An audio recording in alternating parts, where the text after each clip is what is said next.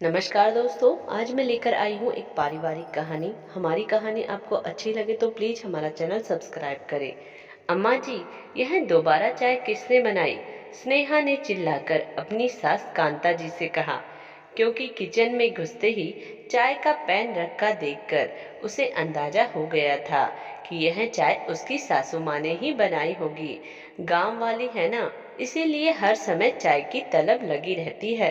स्नेहा मन ही मन बड़बड़ाई। कांता जी बालकनी में अखबार पढ़ते हुए चाय की चुस्कियां ले रही थी। क्या बात हुई? रसोई से आती हुई आवाज सुनकर संकोच से भर उठी और बोली, चाय की बड़ी तलब हो रही थी बहू, इसीलिए अपने लिए एक कप चाय बना ली। अम्मा जी, आपका गांव नहीं है जहां गाय है दूध का कोई मोल नहीं होता। यह शहर है, यहाँ हर चीज पैसे से खरीद कर आती है। दूध, शक्कर, चाय पत्ती, गैस, सब, यहाँ तक कि पानी भी पैसे से ही आता है। आपका बेटा कितनी मेहनत से कमाता है और आपको उड़ाने में जरा भी संकोच नहीं होता। आपको कितनी बार चाय चाहिए? हमारे यहाँ सुबह एक बार चाय बनती है, तभी हम दोनों पीते हैं। अब आप यहाँ आ गए हो तो आप भी उसी समय पी लेते हो। बच्चों को भी दूध चाहिए होता है।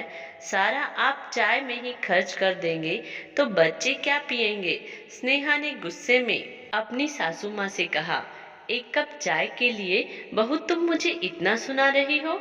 क्या बेटे के घर में मेरा इतना अधिकार नहीं है? क्या मैं अपनी मर्जी से अपने लिए एक कप चाय तक नहीं बना सकती? मुझे 2-3 बार चाय पीने की आदत है और आजकल तो इतनी सर्दी है, तभी मेरा मन चाय पीने को किया। अभी धूप में बैठे बैठे मन किया तो बना ली।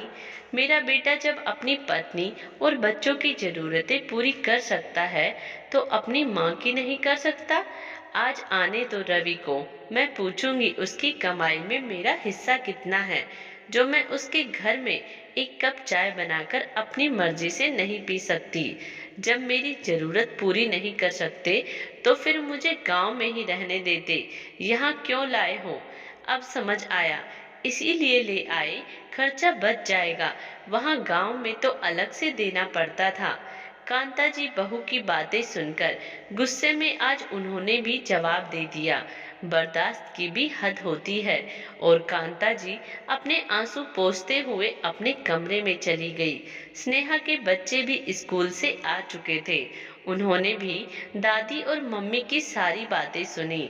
बच्चों ने अपनी मम्मी को कहा भी, आप दादी से झगड़ा करती हो तो उन्हें डांटकर स्नेहा ने चुप करा दिया।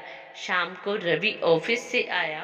स्नेहा ने सबके लिए चाय नाश्ता बनाया और बच्चों से कहा, दादी को बुलाकर ले आए।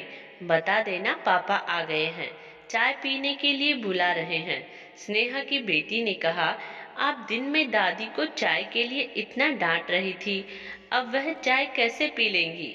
स्नेहा ने अपनी आंखें दिखाते हुए कहा, ज्यादा बूढ़ी दादी अम्मा जैसी बातें मत कर, वरना एक थप्पड़ पड़ेगा, सही हो जाएगी।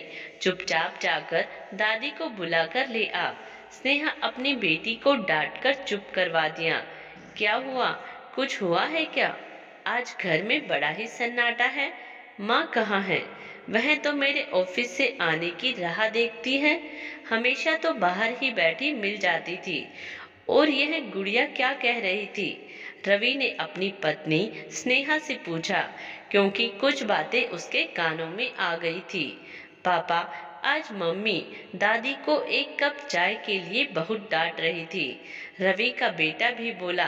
तब तक दादी जी का हाथ पकड़कर उन्हें वहां ले आया और दादी माँ, आप मम्मी की शिकायत पापा से करिए, जैसे हम लोग करते हैं जब मम्मी हमें डांटती है। जब मम्मी को डांट पड़ेगी तब मजा आएगा। ऐसा नहीं कहते, तुम्हारी मम्मी है वो। कांता जी ने बेटे रवि को समझाकर कहा कि अब मुझे गांव जाना है। बेटे के घर में माँ को एक कप चाय खुद से बनाने का हक नहीं। क्या इसी दिन के लिए माता पिता बच्चों को पाल पोस कर इस लायक बनाते हैं? माता पिता तो बच्चों को अपना हिस्सा तक दे देते हैं, लेकिन जब बच्चे कमाने लगते हैं तो माता पिता से एक ही चीज का हिसाब क्यों मांगा जाता है? क्या बेटे की कमाई पर उसका हक नहीं होता? आज जो हुआ वह तो तुम्हें पता ही चल चुका है, इसीलिए मुझे यहाँ नहीं रहना, वापस गांव जाना है। स्नेहा की तरफ से मैं आपसे माफी मांगता हूँ। बेटे की कमाई पर सबसे पहला हक उसके माता पिता का होता है, क्योंकि वही तो इसे इस लायक बनाता है कि वह अपने पैरों पर खड़ा हो सके। आप कहीं नहीं जाएंगी माँ, यही पूरे अधिकार के साथ रहेंगी। कोई कुछ कहे तो आप मुझे बताना। स्नेहा ने जो भी किया, बच्चों ने उसे आईना दिखा दिया है। आज वह जो आपके साथ करेगी, आने वाले कल में उसके बच्चे भी उसी के साथ ऐसा ही करेंगे। इसीलिए अब ऐसी घटिया हरकत नहीं करेगी। अब यह लीजिए, बढ़िया सी अदरक वाली चाय पीजिए, वह भी मेरे हाथों की बनी। रवि 2 कप चाय रखते हुए बोला। बेटे की तरफ से आश्वासन पाकर कांता जी संतुष्ट होकर चाय पीने लगी। वही स्नेहा के चेहरे पर शर्मिंदगी के भाव थे और सासू माँ के पैर छूकर स्नेहा ने माफी मांग ली।